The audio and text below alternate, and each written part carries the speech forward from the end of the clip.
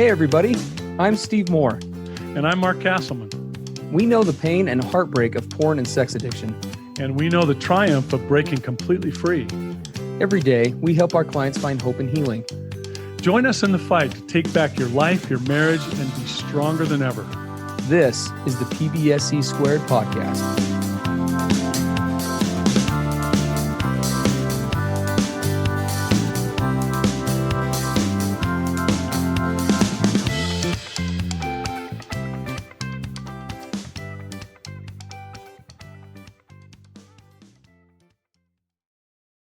Hey, welcome to the PBSC podcast. I'm Mark Castleman. This is Steve Moore. We are at episode 308. And the title on this is My Addict Partner's Sexual Betrayal / Behaviors Have Triggered Sexual Trauma in My Body. Now what? So this is a really heartfelt submission by a partner. She names some things that we unfortunately see too often in a lot of the couples that we work with. So we're just going to read what she submitted to us, and then we're going to launch into see how much some insight that we can provide for this, and a lot of validation for her, hopefully a lot of insights for addicts who are struggling with their addiction and bringing those into their relationships. Well, and probably a better way to even say this title as I'm just looking at it, right? These my addict partner's sexual betrayal and behaviors have triggered sexual trauma responses, right, in my body. That's a good way to say that. Yeah, it's sexual trauma responses. Yeah, since the trauma has actually, already occurred, but our body's responding the way that it is. So I just adjusted the title. So there we go. So it'll be different for all of you. When we'll read the way you just said it. Oh, shoot. So she says here, we've been married 21 years. He sees a CSAT. That's a certified sexual addiction therapist, which that's a designation Steve has. And he goes to a 12-step group. I meet with my therapist, and we both meet with an amazing APSATS trained marriage coach. That's another form of designation in this area. We joke that we pay 4 professionals to hold us together. So they're really taking this serious, which we applaud them for. Absolutely. She said just before our 18th anniversary of marriage, we did a full disclosure, and we've been in recovery ever since. So it looks like they've been in recovery for 3 years. In addition to the porn use and compulsive masturbation, he has also disclosed touching me in my sleep since even before we were married. After decades of this sexual abuse, as well as the lying, manipulation, me walking on eggshells, having sex to keep the peace, etc., my body wants nothing to do with him sexually. We do sleep in the same bed. We hug and hold hands and kiss goodbye each day, but that's it. We have sex maybe 2 or 3 times a year. I just have no desire. I'm doing my best to listen to my body. I know I still have lots of healing to do in this area with my counselor. Sometimes he seems to get all of this, and other times he just does not. He feels rejected so deeply that it's as if he forgets how we got into this mess in the first place. It takes him a day or 2 to self-regulate, and then he seems okay. He doesn't understand how I don't want physical intimacy. This confuses and frustrates him.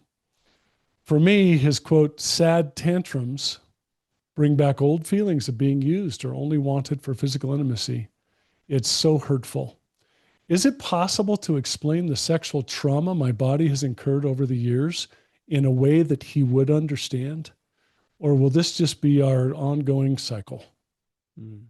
So she's looking down the line and fearing that, a couple of things are going to happen. And we're going to talk about these as we go in here, right? She's the withholder, and he's wanting to connect. She's going to have to hold the boundary and be the quote unquote bad guy. He's going to go into a place of victimizing or taking on the victim role. And that this is going to just be an ever deepening, right, cycle that's not going to stop for them.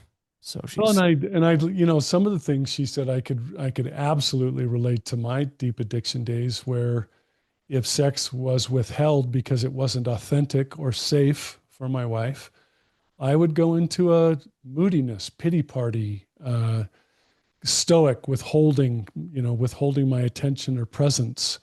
I would, in essence, punish her for not responding to my sexual requests, and the timing and frequency that I was demanding. And she calls them sad tantrums, that he has. And he says other times he does get it. And the thing I want to really applaud her for is that she is listening to her body. She's looking to be authentic and genuine to herself now, instead of the old patterns of going along to get along. She says having sex to keep the peace, right? All these ways that betrayed partners betray themselves, right? They're being betrayed, but they also then have to give up their authentic selves to hold the relationship together, to keep peace at home, to not make things worse, right? And partners, they want to keep connecting. They want to have an intimate relationship, right? It's not like that's foreign to them. So there's a lot going on here as we look at this. Yeah, we see it all too often. Well, and to set expectations for today, just so you all know, this is obviously a terribly complex topic, and there's a lot to this. We're going to be addressing the actual problem and her questions today specifically, not how to fix this dynamic in terms of recovery from the trauma. This would take, we could take 20 podcasts and Those are, yeah, that's a whole extensive course and a whole other discussion for another day. So we're just really zeroing in on the actual dynamic of the problem, and hopefully going to give some insight to her and to him into what's going on as a grounding point and a starting point for then moving towards elements of healing, whatever that looks like for them. So, yeah. And today, just so you all know, Mark and I, whether it's in our Dare to Connect program or, for addict spouses and couples, or whether it's here on the podcast, both of us have been doing this a long time. We draw on a lot of resources from a lot of places.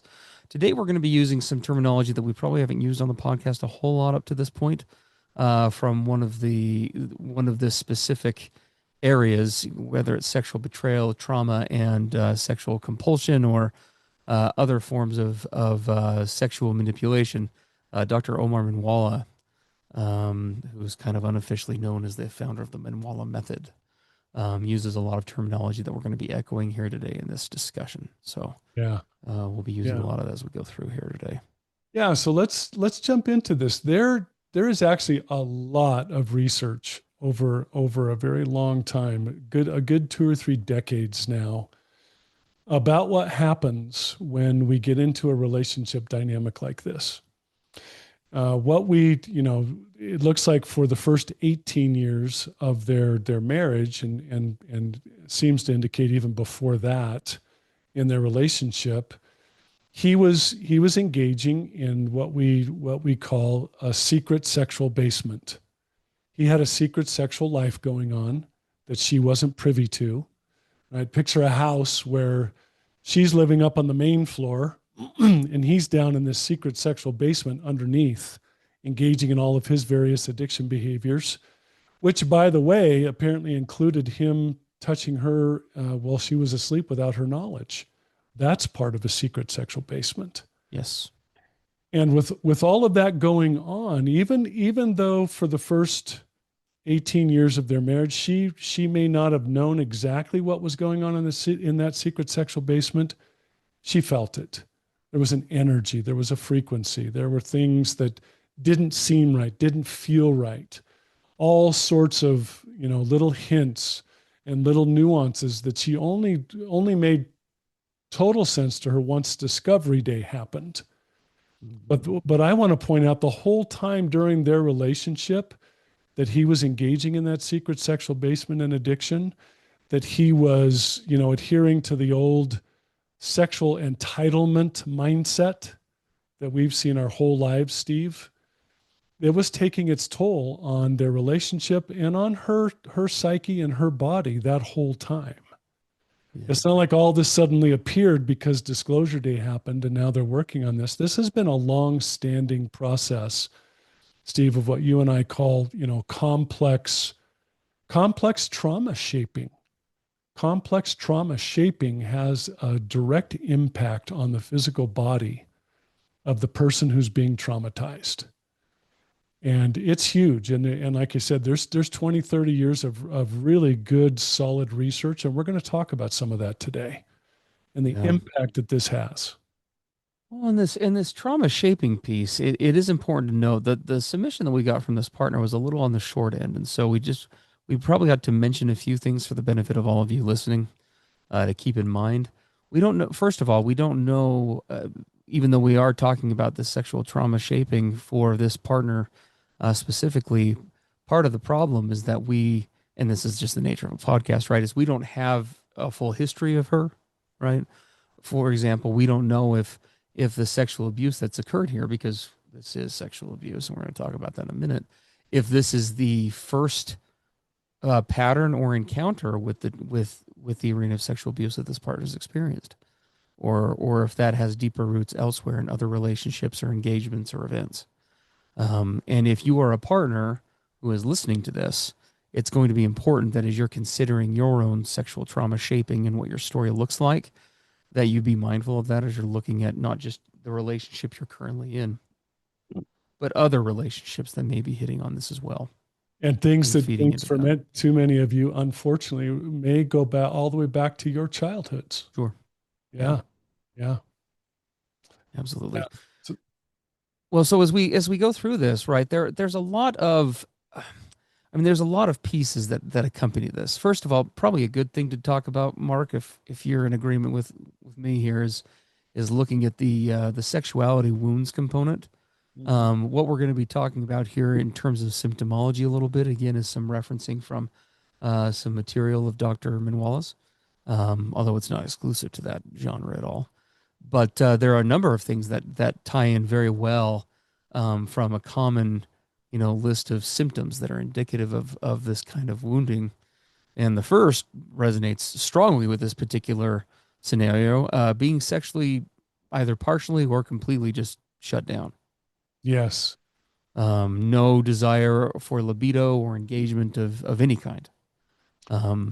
Now, again, we're trying to globalize this for everybody, okay? So it's important to note that if you find yourself lacking a libido or any sort of sexual desire, that does not automatically mean that that has root in sexual abuse, related wounding.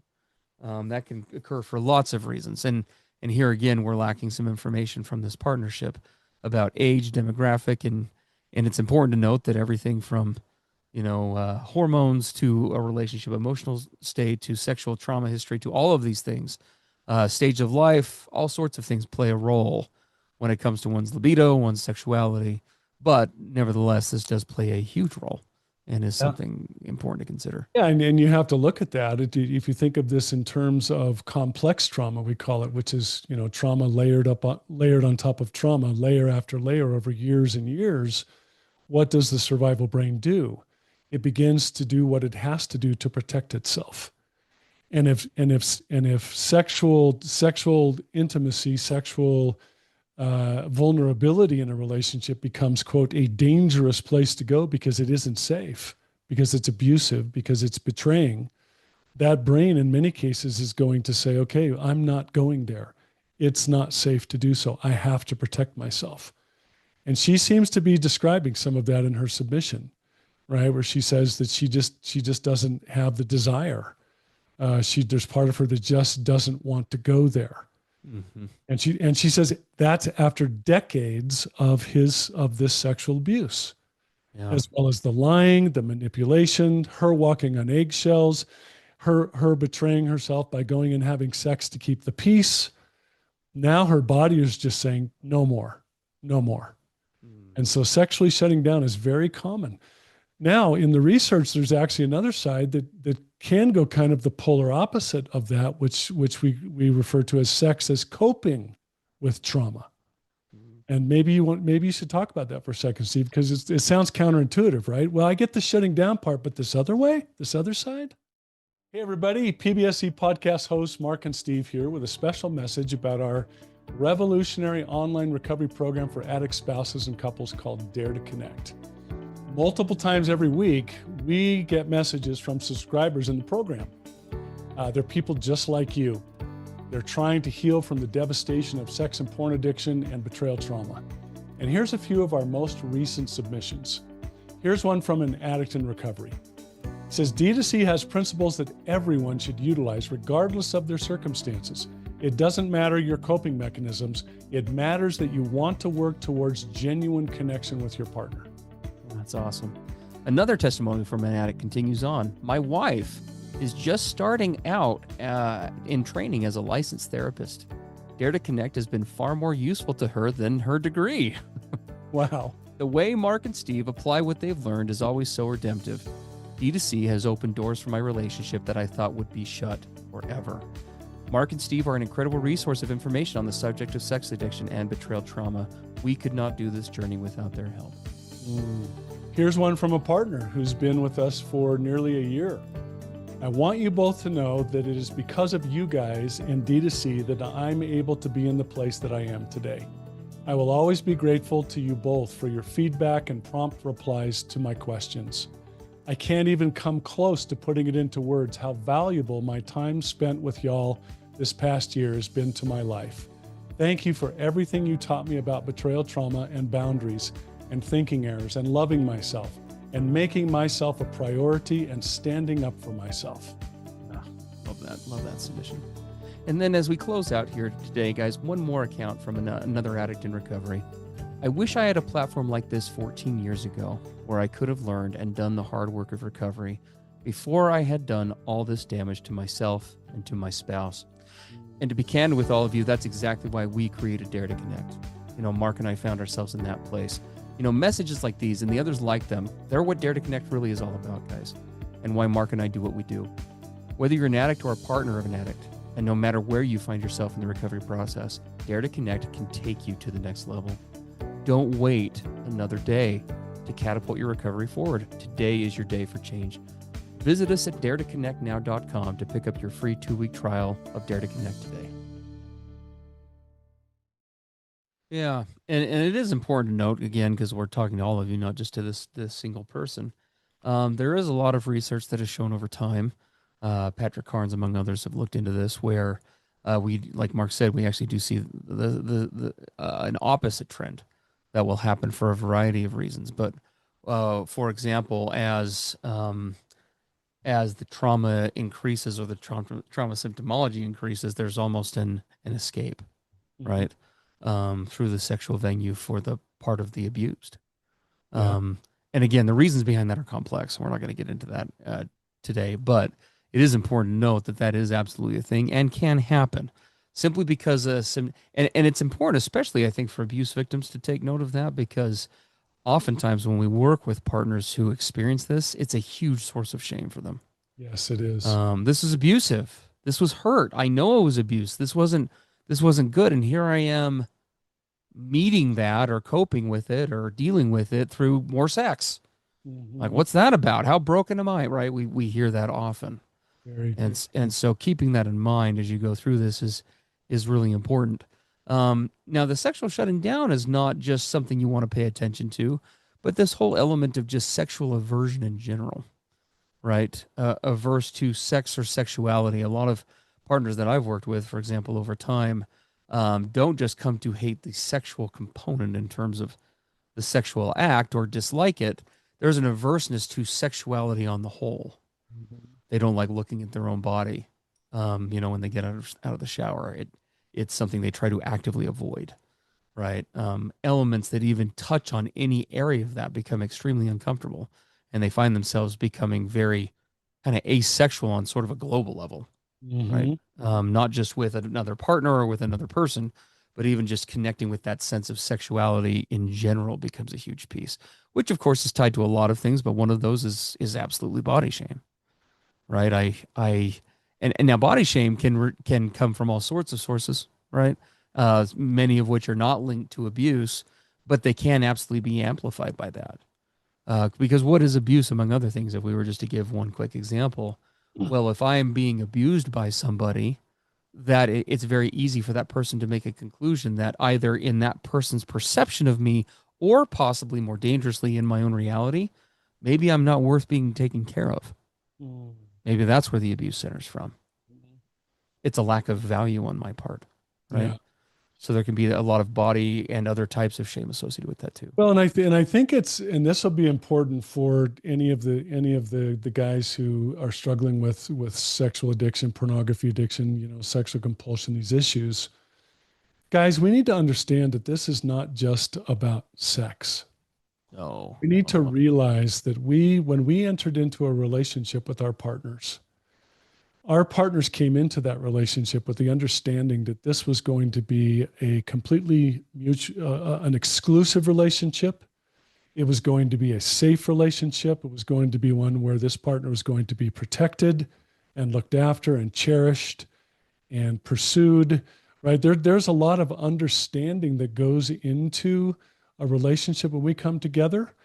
And our partners allowed themselves to become incredibly vulnerable, right? I'm giving my whole self to you, mentally, emotionally, physically, spiritually. You get all of me. And imagine how many defenses in the human brain need to come down in order for you to be willing to give all of yourself like that. And now imagine what happens when you find out that that was a betrayal. When there's this whole secret sexual basement that's been going on the whole time. I gave my whole self to him and he shattered me. He crushed me, right? He smashed me. And now the brain steps in with that kind of absolute global betrayal. And now it has to start panicking to build up defensive walls in all sorts of ways. It's massive confusion inside the partner system. And I think, Steve, we as guys, I did not understand this with regard to my wife. I was No, wholly uninformed about what the giant impact my behaviors had on her. absolutely. Well, and we should coin the term. And again, here we are relying on Dr. Minwala, who was a forerunner in this specific subset of this field, and is the founder of the term integrity abuse disorder. Integrity abuse disorder, yes. Which is it's a descriptive term, that a clinical term actually, a psychological term to describe, although it doesn't just apply exclusively to what we're talking about here. Integrity abuse disorder occurs when a person uses various tactics, including deceit, manipulation, gaslighting, uh, sharing elements of the truth while withholding other pieces as a way to manipulate another person. Yes. Which compromises a lot of different things. Only one of which is the relationship itself, and this very much ties in with what Mark is talking about, because partners, uh, you know, among whatever else they feel in a relationship where integrity abuse disorder or IAD is present, what are they feeling? They're never feeling a sense of safety. There's a perpetual feeling of, when's the other shoe going to drop? Yep. What else is going on? Yep. Where else is happening? Where else is the poop? Where else is the crap? Yeah. What What else else is haven't I what yeah, else haven't I been told? And if he was able to pull the wolves over my eye on this one, what else was he able, and who else was able to? exactly. If the husband I sleep with, made kids with, etc., pulled this off for however long, well then naturally other people now come into question.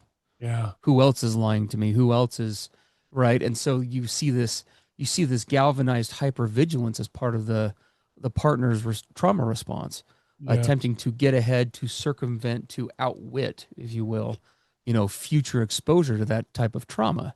And in that effort, among the other things that happens is what? There's this emotional pullback and withdrawal, most definitely from the primary partner, but oftentimes from many, if not most people. Yeah. And I like in Minwala's work. He also talks about this thing called intentional manipulated reality, where the pornography or sex addict intentionally manipulates the reality that the coupleship's living in.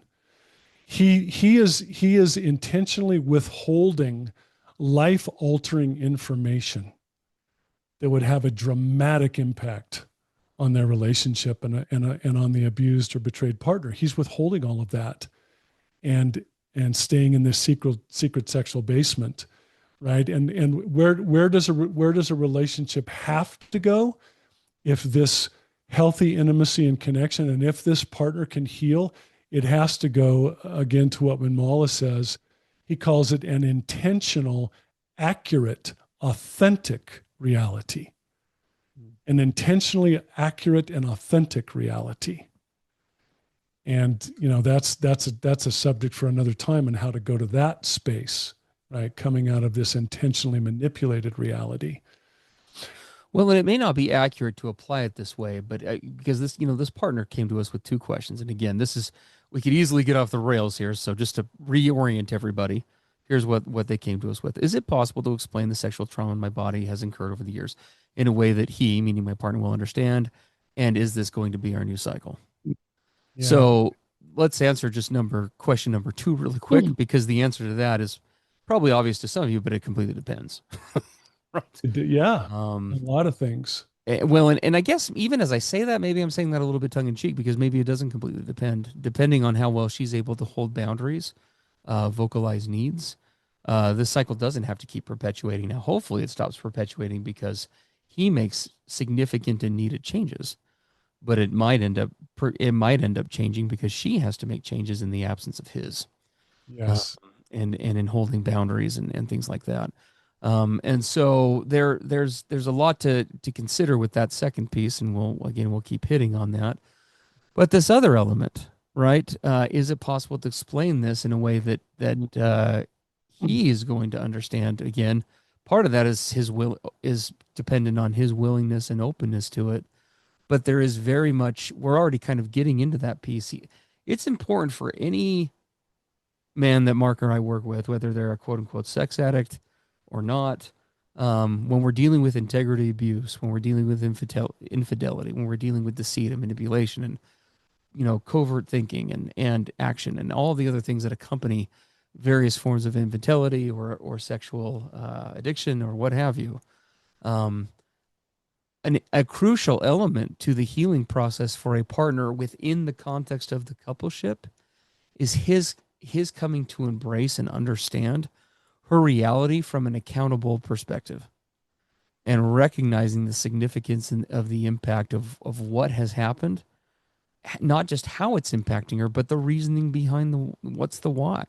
Mm-hmm. Right? What's the why behind that? Why is this such a huge thing? Now, there are a couple of things, but the first thing I'd list off with this, and every guy listening to this probably needs to hear this, gentlemen, with rare exception, in most cases, you have been living far longer with and navigating the emotional gymnastics and mental gymnastics and everything else that comes along with your own sexual addiction, infidelity, indiscretions, whatever, far longer than your partner has.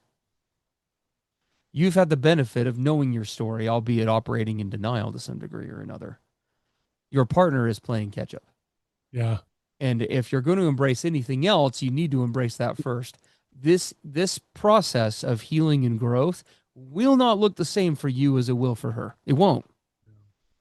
No, it's going to be different. And as I look at myself, for example, all this started for me when I was about 12 or 13 years old. Yes.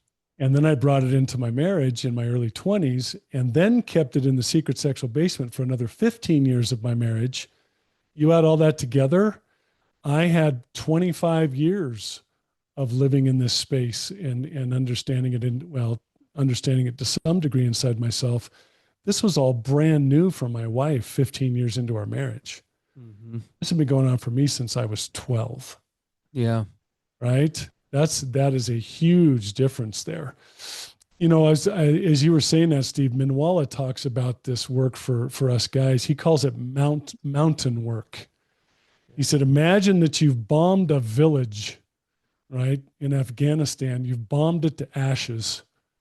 And now you're taken up to the top of the mountain overlooking that village so that you can survey the destruction and damage that you've done. This is kind of what it's like for us guys. If we're going to help our partners, if we're going to create a healing environment for them, we need to go up to the mountain and look down at the devastation and destruction that we've caused in our quote, bombings over the years. And only once we really own that and look at it from all of its aspects, Manwala has, for example, 22 different areas of abuse and betrayal and devastation for a partner, 22. And he helps guys to look at that. And then once we've surveyed that damage, owned it, and really named it and voiced it, now we can descend the mountain to go down into the village to try to do repair and amends work. But you got to do the mountain work first. Yeah, absolutely. And that takes a lot of work on a guy's part, and we talk about that a lot in other podcasts. Right now, or not other podcasts, but also in other venues. For example, the Dare to Connect program for addict spouses and couples. We've got right now we're just in the thick of, we're like right on the cusp of going all in on the topic of boundaries. One of the most discussed buzzwords, but least understood concepts in all of mental health. And so we're doing a deep dive into that. And part of that right now is working with the men, also with their partners as well, on identifying what their authentic wants and needs are. What the hell really makes up a man? What makes you up? What drives you? What pushes you? For many men, that when they hear us talk about that, the automatic thought is, well, that's obvious. Like, why would you? Is it? Yeah. Is it? For any guy listening to this, can you honestly rattle off right now in the moment what your authentic wants and needs are on the deepest level? I bet most can't. And we're not talking eat, sleep, sex. No, although that's what our addict brains will tell us.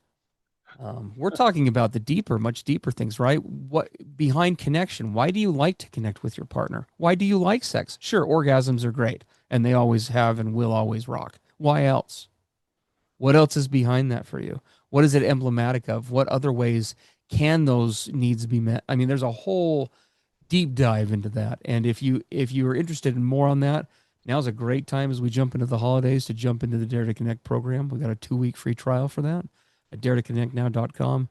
Please come give us a try. We'd love to take you through that as you navigate the upcoming fun but double-edged sword of the holidays, which are notorious for all of us in this process. Yeah. Well, I guess wrapping up, I want to validate this partner. Everything she's feeling and experiencing in her body, it does not mean that she is broken, flawed, No. or crazy or what. These are all very normal, very expected symptoms, along with many others for this complex trauma layering and trauma shaping.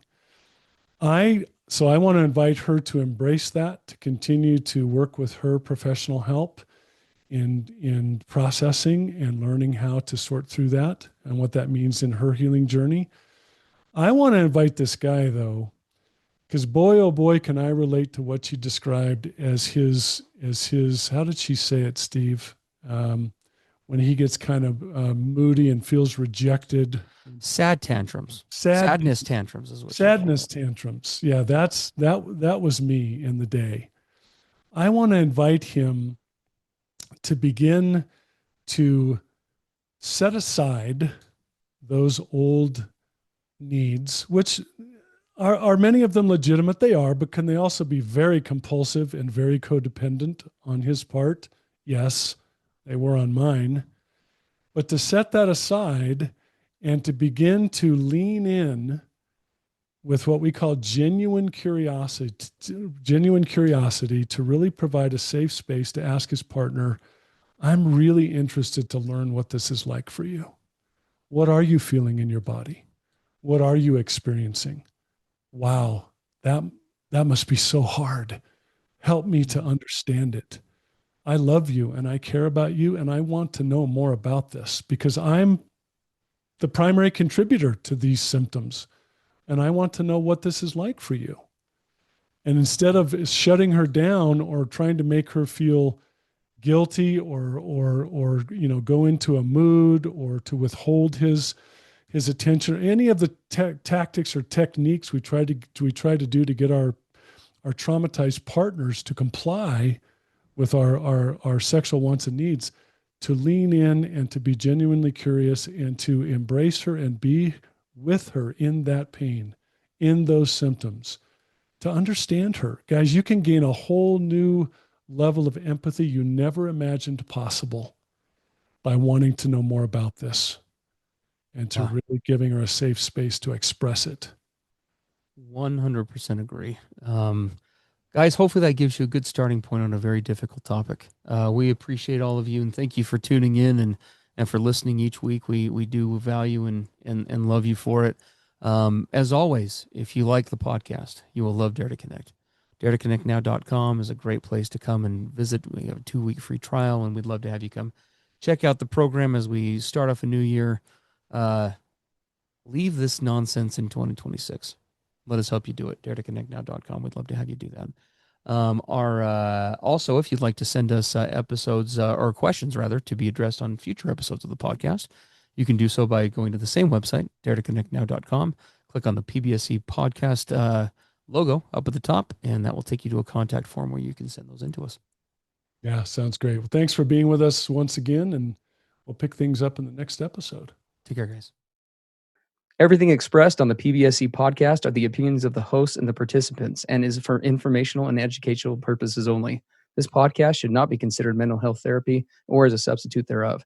It is strongly recommended that you seek out the clinical guidance of an individual qualified mental health professional.